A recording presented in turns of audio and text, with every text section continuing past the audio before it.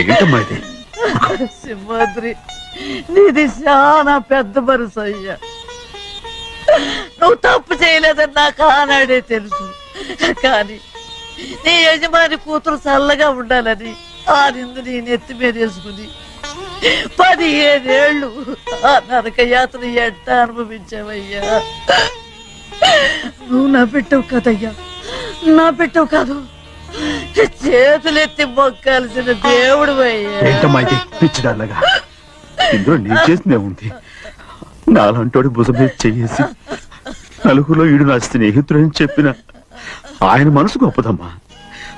దాంతో పోలిస్తే నేను చేసింది ఏ పాటిది? నా కూతురు క్షేమంగా ఉండాలని నా చేత గుర్తించుకున్నావు. కానీ నీ కొడుకే నిన్ను అసహించుకుంటుంటే అది చూసి తట్టుకోలేకపోయాను రా. అందుకే అంతా చెప్పేశాను. నన్ను క్షమించరా సింహాద్రి. నాన్న, నువ్వు చాలాసేపు నుంచి ఆకలితో ఉన్నావు. నీ నోటి దగ్గర కూడా నేనే పడేశాను.